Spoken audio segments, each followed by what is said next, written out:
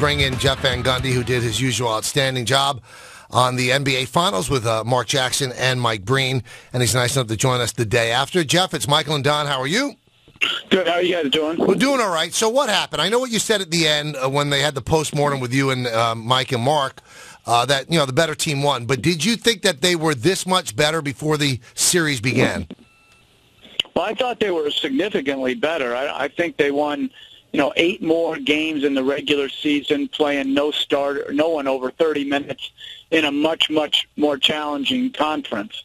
I think they were improved from last year. I thought they got bigger in the backcourt. I thought Leonard made a step forward. I thought Patty Mills' shooting provided some great bench scoring. And I think Miami took a drop, losing Mike Miller to amnesty, and then how many of the Miami players are truly in their prime years, both game-wise and health-wise? And I think, San Antonio was clearly the better team. I don't think they were the only Western Conference team that would have beaten Miami. Who is the one player on Miami you're the most disappointed with in this series?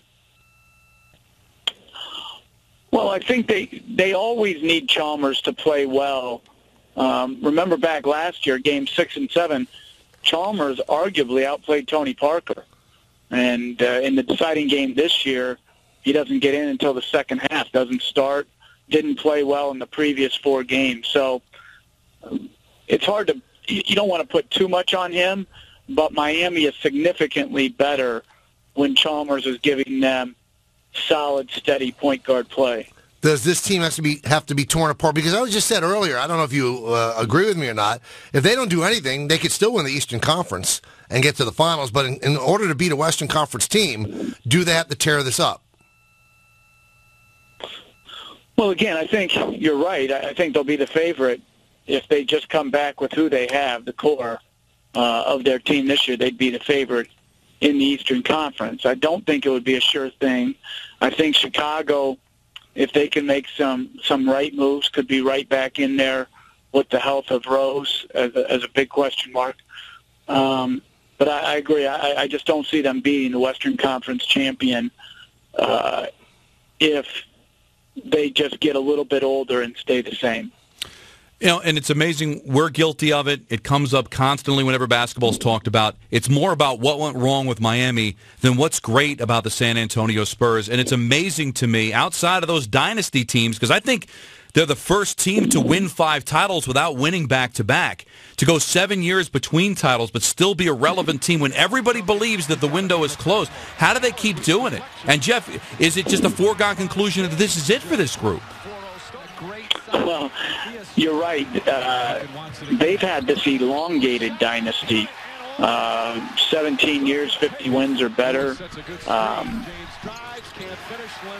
I think the gap between 2007 and this championship, when you're talking about their 3 best players, particularly Duncan and Ginobili, moving to the other side of the prime, even though they're still very good, and that management found enough talent. And to me, it was the draft day deal 3 years ago where Kawhi Leonard was obtained and selected and then developed, because they didn't have, with George Hill, Ginobili, and Parker, that was their finishing lineup a lot.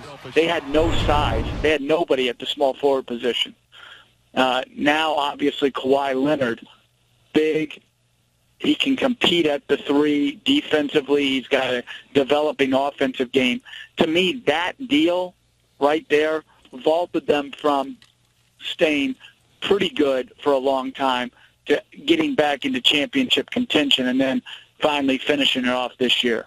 You said something yesterday, and I tend to agree. I can't see it ever happening, Jeff, where one player and one coach will be together as long as Duncan and Popovich. Is it because of free agency, because of the transient nature of the business now that coaches just don't keep a job for 17 years? What was behind your statement? Well, think about it. How many guys are good enough to stay for one team 17 years as a player, right? Mm-hmm. That limits the pool. And then knowing that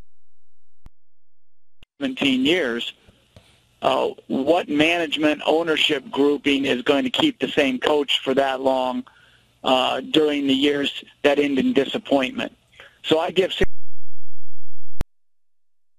and their whole management grouping a lot of credit for resisting the temptation to think change is always the answer. Truly, the answer in NBA basketball is stability. Very few people have the fortitude to stick with a plan and stick with a group through the disappointments. I give San Antonio a lot of credit for it. Who needs who more? Pop need Duncan, or does Duncan need Pop? Well, listen, there has never been a great coach, I don't care if it's at the college level or at the pro level, that didn't coach great players. Gregg Popovich, to me, is the best coach in NBA history. Now, you could argue he's not the most successful one because of the number of championships, but I think he's the best. But Tim Duncan, forget the numbers and the greatness of play, allowing Gregg Popovich to coach him hard allowed Gregg Popovich then to coach the rest of the guys hard and mold them the way he did.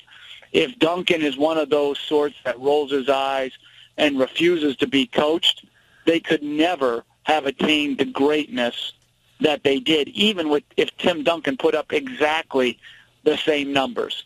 So they both need each other, but Duncan, to me, is one of the greats for both his numbers and his coachability. Moving over to the other team, again, a lot of rumors here in New York. I'm sure you've heard them as well about the big three making room for Melo. And does that work in your mind? I mean, there's only one ball. Does that work with LeBron and Melo on the same team? Well, I don't really see that as their greatest need. If you look through the first three games of this series even, they scored easily. They scored efficiently. Now, the last two, they got shut down well, but I think it's their defense right now. They don't have shot blocking. They have to retool their bench. They're a little old, so I think there's a lot of things they need. Listen, Anthony is obviously an incredible scorer and very gifted and very talented, one of the best players in the league. So you never go wrong with him. But I don't see that as their greatest need.